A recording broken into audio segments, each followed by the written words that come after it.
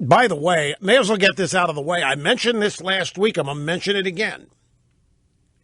Back in January, Donald Trump warned everybody about what was happening in Europe, and he specified Belgium in terms of out-of-control, militant Islamic supremacism.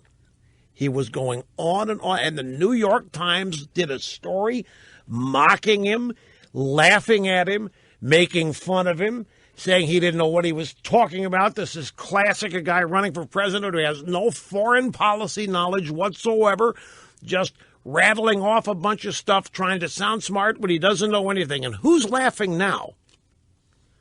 Even James Taranto. We admire James Taranto terrifically here. He's best of the web today, the Wall Street Journal, their blog. And he was one of the people way back when, kind of laughing and joking about Trump, warning everybody about out-of-control Islam in Europe. And particularly, Trump cited Belgium. Taranto is not a Trump fan, but he did relate the truth of something Trump said, as reported with scorn by the New York Times. Asked by the Fox Business Network anchor Maria Bartiromo about the feasibility of his proposal to bar foreign Muslims from entering the country, Trump argued that Belgium and France had been blighted by the failure of Muslims in these countries to integrate, to assimilate. Trump said there's something going on, Maria. Go to Brussels, go to Paris, go to different places. There's something going on and it's not good, where they want Sharia law, where they want this, they want that. You know, there has to be some assimilation. There isn't any. There is something bad going on. And he started warming up to his theme. He added that Brussels was in a particularly dire state. He said, you go to Brussels. I was in Brussels a long time ago, 20 years ago. So beautiful. Everything's so beautiful, like living in a hellhole right now. And it is. Because one of the things they've done throughout Europe, but Belgium especially, they've allowed all kinds of Muslims to immigrate, but they have segregated them into their own areas, like France has done outside Paris. There are separate enclaves where various immigration or immigrants live, and some of them are so dangerous that cops won't even go there. They've just seeded the areas. In effect, they're ghettos. And that's one difference here. That has not happened here. They're not required to live among each other in less than normal conditions. But that's what Belgium has done, because they basically imported these people for labor and the multicultural reasons as well. And he said the same thing about Paris. He said, Paris is not this romantic, beautiful place you think it is. It's not what it was 20 years ago. And the New York Times headline, Donald Trump finds new city to insult Brussels. This is back in January. So I'm not, I mention this to you because it's news. It happens to be the truth. And I'm going to tell you this. Like I just said, in a month, maybe 2 weeks, 2 months, something's going to happen. And everything I talked about, where did I hear that? That's right. Rush. Oh, Rush brought this up way back at the end of March.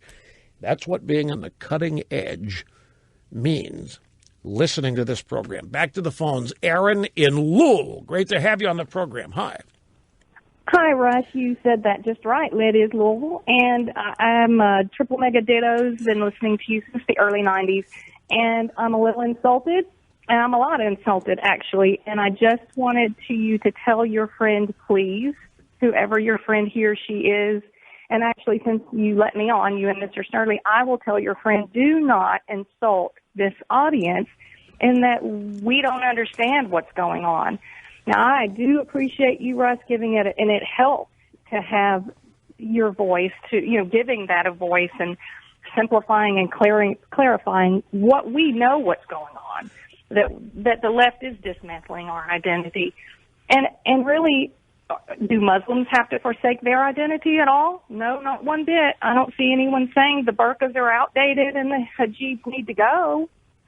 But we do know what's going on. Well, I appreciate what she's talking. I got an email from a friend about an hour ago, in fact, who said my addressing the subject here of immigration, assimilation, and liberal destruction of cultures in Belgium was like me trying to explain fire to fish, meaning this audience, fish, don't know what fire is, and your audience have no clue. And he was trying to be helpful. You're engaged in a lost cause. So, by the way, he's an elected official, I should tell you.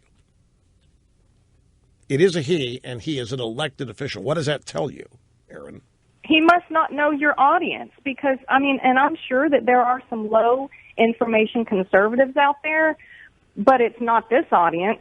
So I think he needs or she needs to call you back and apologize to us. I didn't take it personally, and I think he was just trying to say, look, it's a nice effort, but this is not why people listen to you.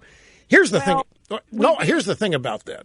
Every day, it's not every day, almost every day, I look at what I have here.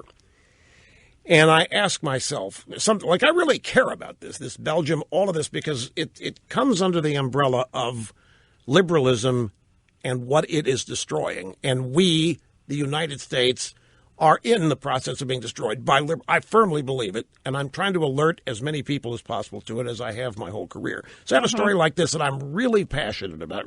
And I do. I ask myself, can I make anybody care about this? I mean, they're listening to the radio not to be bored. Is this going to be too esoteric? I ask myself that all the time.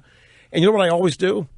Just like you, I always come down on the side of the audience wants to hear it. It's up to me to make it interesting, and if I think I can, then I'll do it. Because I think you're totally capable of getting it. Yeah, I do. I think you should talk more about it. I don't know why anyone feels like the United States has to be like Europe. I don't know why anyone feels like we need to be that. We're in a totally different place in the world, and geographically, and there's no reason why we should be open and porous and I just don't know why. Well, it is an interesting. What is it about Europe that the left so romanticizes? It's some things. It's trains. They think trains are just the coolest thing. They're sophisticated. They're not polluting. There's no individuals driving trains. You've got everybody grouped. And everybody's on a train, and they're controllable, and you control density, you control transportation. It's cleaner, it's far more sophisticated. I think dreamy-eyed leftists in this country basically have a negative view of this country because of all of the freedom and what that has meant in terms of real diversity. Liberal diversity is skin color. To you and me, diversity is the differences in individuals, what interests them, what motivates them, what they choose to do, how much they put into it. They look at diversity as skin color, sexual orientation, gender, or what have you. They look at Europe and they romanticize that that's closer to their utopia than anything here is. And it's probably a multifaceted answer as to what it is that's attractive to them. But there's no question they do think Europe is far more sophisticated. They don't spend much on defense. They don't really waste a lot of money. Great welfare states. I guess they think they're predicated on equality and sameness and all these wonderful, impossible outcomes. But it's probably more hideous than that. But you're absolutely right. There's a fascination with it. Right. And we run rings around Europe. Why should we sit here and allow ourselves to be subordinated and reduced? I mean, Europe, even you combine all those countries in the European Union and you don't have a superpower. And individually, you're nowhere near as they can't even defend themselves anymore. But for some reason, they're considered more enlightened, more sophisticated, wiser. I actually think that part of it, and you can see it in the way the European Union is constructed, the way it's built. I'm talking about the governmental organization, the actual governing body, the European Union, not the nation states, but I think there is a fascination on the left with aristocracy, the upper classes, the all-knowing, the betters, the superiors, running everything because the peasants and the serfs, not smart enough, not wise enough, not educated enough, nowhere near sophisticated, and never will be. And therefore, we can't leave anything of importance up to them. And if you look, you can see it. Hollywood, every now and then, will make movies or TV shows about the British aristocracy, and it's always in an admiring, longing way. I really think it has to do, in part, with this belief in a superior class system made up of elites, and you are elite by birth, you are elite by training, you are elite by education, therefore they control.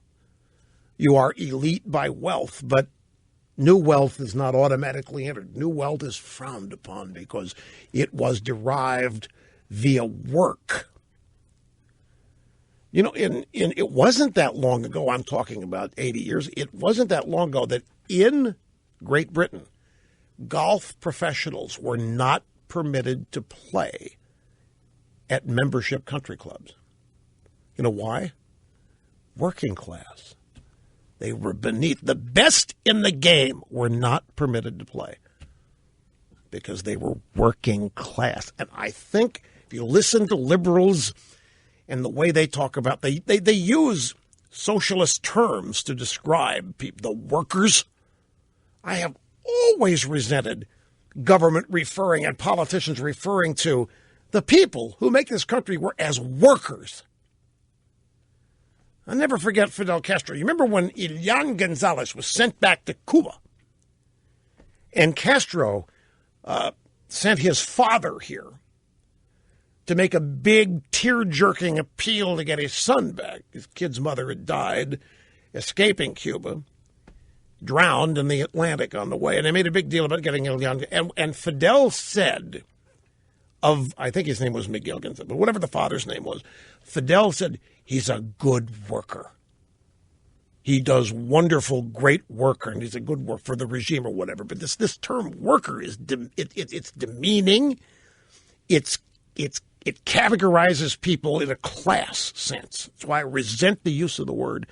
But I believe that their fascination with Europe is rooted in aristocracy and their secret belief and desire that they are or can be or want to be aristocrats in the age-old sense of the word. Back after this.